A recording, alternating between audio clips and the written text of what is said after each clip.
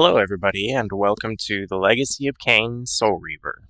This is the second title in the Legacy of Kain series, and comes after Blood Omen. This will be another video explaining the story and events of this game, so there will of course be spoilers. I'll try to be pretty thorough, but we won't go over events of the previous game unless they're directly mentioned here. So let's go ahead and get into it, and I hope you enjoy. We start this one off with this character, Raziel, who gives us a big exposition dump. He essentially says that Kain rules the world and that he's the firstborn among his brothers who have all started Kain's empire with him, and have served Kain for 1,000 years, so at least that much time has passed since the events of Blood Omen. He talks about how vampires have begun to change over time. He himself has gained wings and believes himself to have surpassed Kain. Upon seeing this, Kain rips and ruins Raziel's wings, and then sentences him to the fate of traitors and weaklings, which is to be thrown into the Lake of the Dead. Raziel descends the lake very painfully, and when his torture comes to an end, he believes himself to have survived.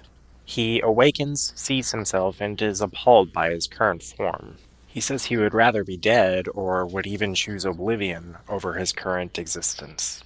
A large squid creature then addresses Raziel by name, saying that he knows him. It's really only said in places like the end credits, but this creature is known as the Elder God, and so that's what we'll call him, at least for now. The Elder God reassures Raziel that he did not in fact survive the Abyss, and that he spared him from total dissolution. The Elder says that he spins souls in something called the Wheel of Fate, and that Kain's abominations trap the soul and animates their corpses. And so their souls can't be spun in this Wheel of Fate, leading to the demise of Nosgoth. He tells Raziel that he can take this opportunity to avenge himself and free his brother's souls. The Elder even kind of foreshadows some things by telling Raziel to become his Soul Reaver. So Raziel's on board with this and starts making his way out of the underworld. Now the Elder begins to show Raziel the ropes regarding what he is. For starters, Raziel begins to feel weak, and the Elder tells him that he needs to feed. Raziel says that he no longer desires blood, but the Elder tells him that he now feeds on lost spirits. And I guess you're kind of supposed to get the notion that this is part of the process and how those spirits get spun into the Wheel of Fate. Next we learn that Raziel can glide by grabbing his ruined wings while in the air. And to me this really seems more depressing than encouraging, but at least it's functional. Then we get introduced to these things called Sluagh, and they're scavengers and restless spirits that also eat souls. And while the Elder seems to have a particular dislike for these things, I believe they're a lot more natural, so to speak, in the spirit realm than he lets on. The next interesting thing we come across is a conduit. And I'll make a note now that these things are gifted to Raziel specifically by the Elder. Conduits essentially allow Raziel to gather matter from his surroundings, I assume dirt and other miscellaneous particles, and then use it to manifest a body in the physical world. So Raziel does this, meaning we have been in the spectral realm up to this point, and we learn that Raziel's physical body maintains his vampiric weakness to water. However, in the spectral realm, water is no threat to Raziel, as the Elder says it has no heft or lift, it's as thin as air. We then come across some creatures that the Elder says are the children of Raziel's brother Duma, and Raziel's quite shocked, saying things like these could not have come from their highborn blood, but the Elder says that a lot of time has passed and much has changed.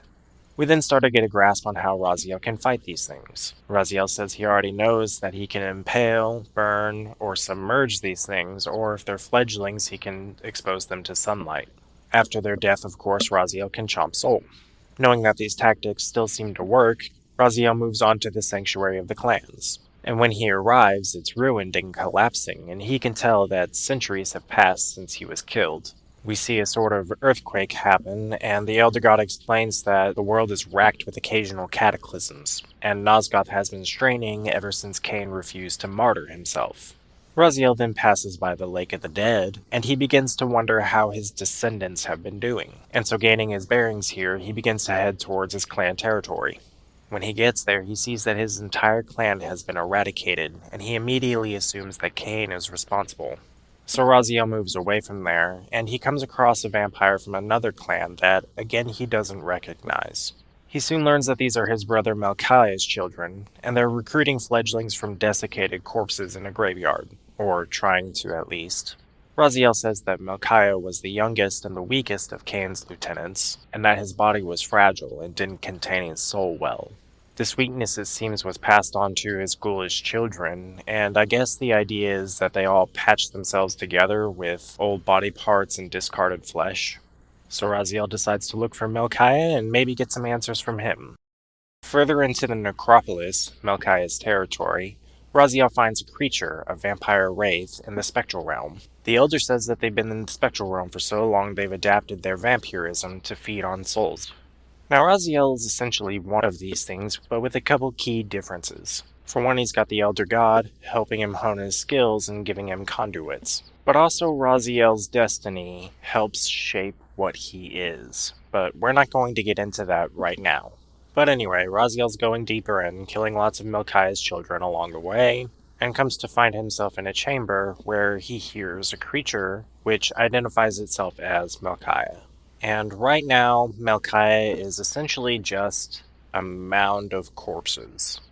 Raziel starts off by asking Melchiah why his clan is missing, and Melchiah kind of ignores the question in there's a bigger picture kind of sense. He says that everyone is afraid in this world of terror, and that even he feels revulsion for his own form. He says that Kain risked his empire like this, allowing it to crumble for a reason, that he knows what he's doing. So Raziel's like, okay, enough with the riddles, I'm gonna kill you. And Melchiah puts up a fight, but he's clearly ready to die. For one, he's conveniently sitting in a room with a contraption that can and will kill him. And two, when he dies, he exclaims that he's finally released. After dying, his soul is freed and Raziel chomps on it. It's not only tasty, but it grants Raziel the ability to phase through insubstantial barriers when he's in the spectral realm. Now armed with this, Raziel heads towards the pillars in the hopes of finding Kain. So he goes back to the Sanctuary of the Clans, fights his way through it, and gets to the pillars. Raziel finds Kain, and Kain doesn't seem surprised by Raziel's presence, who of course asks about his clan. Kain doesn't really directly answer Raziel, but rather says, "What I have made, I can also destroy." Raziel then gets really angry, but Kain chastises him for not being able to understand the weight of the choices he's had to make up to this point. Kain says this age is at an end, the clans are scattered, and this place has outlived its usefulness. And he draws the Soul Reaver. Raziel recoils a bit at this, saying that the Reaver is far older and deadlier than any vampire, and that it's rumored to be possessed and that it consumes the souls of its victims. He says that people tend to just die whenever Kain draws the Reaver in anger. So Kain and Raziel tussle for a little bit, and Kain ends up smacking Raziel with the Soul Reaver. When he does this, the Reaver just shatters, and Kain seems both surprised and satisfied by this outcome. Raziel's material form then dissolves, and he sees the ghost of the Reaver in the spectral realm. He instinctively reaches for it, and then it binds to him. The Elder tells him that the Reaver has been freed from its shell, and that his and the Reaver's destinies are now intertwined. After this happens, Raziel encounters Ariel, the old spirit who haunts the pillars, and she seems to be losing her grasp of time, which is understandable as apparently time has less meaning in the spectral realm. She's angry with Kain for refusing the sacrifice and leaving the balance pillar corrupted, which also left her bound to the pillars, haunting them forever. She shows her support for Raziel, who then goes on his way. The Elder then says that one of Raziel's brothers, Zephon, has cleared a human citadel to the east and made it his lair. So we go that way, and we come to an abandoned city. There's no real way to tell what city this might have been. It might not even be a city that we saw in the previous game, Blood Omen. But moving through it, we start to see some of Zephon's children, and they're rather bug-like. Raziel kills a few of them and moves to their source, the Silence Cathedral. He says this building was built in defiance of Kain's empire, and that it was designed as a weapon that blasted a hymn deadly to vampires. But now, so many centuries later, it stands derelict and quiet. We also start to come across a few vampire worshippers inside of here, who are not the first humans we've seen, but we'll talk more about them a little bit later. These guys are all hostile, and they of course worship vampires, probably in the hopes of becoming vampires themselves. They're not really much of a threat either, so Raziel activates some of the old machinery and ascends the cathedral. At the top, Raziel finds Zephon. He has now become this enormous bug creature. The two exchange words, at first pretty much just calling each other ugly, Zephan says how he's made the cathedral his home and pretty much his body, to which Raziel retorts saying that it's pretty much just another crevice for him to scuttle into and hide. Zephan then says he's going to eat Raziel, though I think he'd be pretty disappointed after getting a big mouthful of just dust. So they start fighting, and it seems like Zephan is uncontrollably laying eggs. And of course, Raziel figures out how to use these to light him on fire. Raziel then gets to munch on Zephan's soul and gains the ability to scale certain surfaces. So after this, the Elder tells Raziel it's time to go to the mountains beyond the pillars. If we talk to either Ariel or the Elder about it, they'll say that there's an old blasphemous secret that we need to unearth. But before we go that way, Raziel can take a detour to see Napraptor's retreat. It's done on the side for gameplay goodies, but we get to see that Napraptor's retreat is still discernible since the times of Blood Omen, but it's kind of hard to say that it's still standing. But we then move onward beyond the pillars, as instructed, to hopefully find this secret. And we come across the Tomb of the Seraphan. Raziel gives us a little recap about the Seraphan, saying that during the time of the vampire Vorador, which was before Kain's time, the Seraphan were merciless against the vampires, and he describes them as murderers. And now, thanks to the upheavals tearing up Nosgoth, this tomb has been exposed, so Raziel goes inside to explore. He admits he was not at all prepared for what he would find inside, as he sees the tomb of not only Malik, the leader of the Seraphan, and the final one to be killed, but he also finds his own tomb, and those of his brothers, meaning Kain raised his top lieutenants from the old corpses of Malik's direct subordinates, kind of as a final big middle finger to the Seraphan. Raziel says that the irony rushes in on him as he once murdered vampires himself, and he's still doing it as he's killing his brothers. We also see that Kain kinda said hi to Malik while he was here. So Raziel's of course gonna need time to process this, and he moves on, and in doing so he comes across one of the children of his brother Turel. This thing and Raziel then kinda sling insults at each other. Raziel kills it, and finds a little relic that gives him shooty powers. We then move north of the Tomb of the Seraphan, to the Drowned Abbey, where we know Rahab is hanging out, another of Raziel's brothers. The Abbey was once a sanctuary from vampires, until the wounds in the world of Nosgoth caused this place to flood. So Rahab and his brood moved here after adapting to water in exchange for a more lethal sensitivity to sunlight. Raziel needs to spend some time traversing the spectral realm in order to bypass all this water, but we muddle through and we find Rahab himself. The two kind of half-mockingly compliment each other on how they've adapted to their respective situations. Then Rahab says that Kain told him Raziel was coming and that he would destroy him. Raziel says he is indeed about to do that, but tells Rahab about how they were first Seraphan before they were vampires. Rahab says it doesn't matter and that Kain ultimately saved them all from themselves. So then Raziel starts shattering all the nice stained glass around him, flooding the entire chamber with sunlight. Rahab goes poof, and Raziel hoovers up his soul, which gives him the ability to maintain his physical form while he's in water. So now that Raziel can swim, there's much more available to him, and the Elder tells him that his brother Duma is north of the Lake of the Dead. Before visiting Duma, we can take another detour to visit the Human Citadel. And this place is apparently the final bastion for humans, and we have seen humans prior to this point, other than vampire worshippers. And if we as the player choose not to give them any trouble, then these guys are actually pretty chill. Raziel says that the towering walls and deep moats have successfully kept the vampires at bay so far, but Raziel's wings allow him to easily glide inside, and we can hang out with some humans for a while.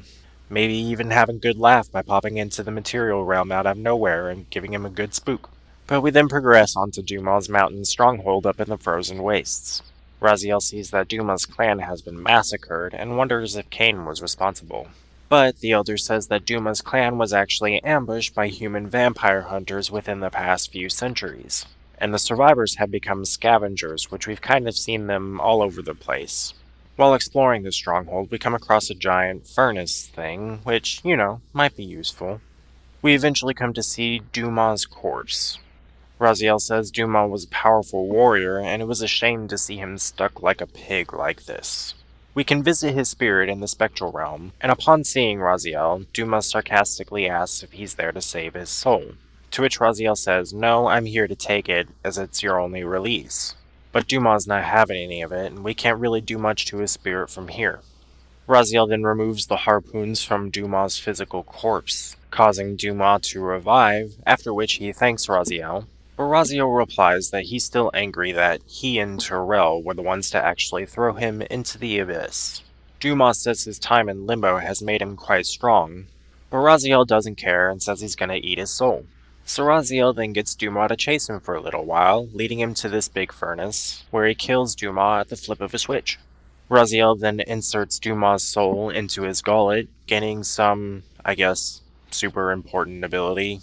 The Elder then tells us that Kain is awaiting Raziel in a labyrinth in the frozen wastes. So we head back up there, and we enter some caverns that we later learn are the caves where Kain met Mobius, the Time Streamer, and one of the Guardians of the Circle of the Nine, who was at the time posing as someone known as the Oracle. In the depths beneath the caves, Raziel starts to find some windows showing various events in time. Some are pretty current and have happened already, but some are things that could happen, and some are things that should happen, despite how they look. We then enter the Chronoplast chamber, where Kain is waiting, and they start to have a doozy of a conversation. So, Kain says killing Raziel didn't trouble him, as he had faith in Raziel's ability to hate, but Raziel doubts that Kain could possibly have known of his return. Kain says eternity is relentless, and that this chamber has provided more knowledge than he could ever have handled as a human, and that given how far he's come, he's got no issue sacrificing one of his children for the big picture. Raziel thinks that Kain is rationalizing his crimes, but Kain suggests that Raziel was not patient enough to take in some of the insights that he's seen on his way to Kain in the chamber. Kain then stresses pretty heavily how everybody plays out their part in what fate has written. Raziel then asks how Kain could justify turning Seraphim priests into vampires. Kain says that between the Holy Wars and the obsession for domination, the Seraphim were already no different from vampires, and they certainly weren't any more altruistic. Raziel thinks the Seraphim were defenders against the decay represented by the vampires, and that Kain is lost in moral relativism. So they start to get violent, and Kain's darting around, activating the Chronoplast chamber in the process. Kain then flees through a portal that activates, promising that there'll be more to this drama. Raziel pursues, and on the other side of this portal, we run into Mobius. Yay. Who gives Raziel a warm welcome. And that is where we'll pick up the next chapter of the Legacy of Kain. The end, for now. This is not where or how it ends.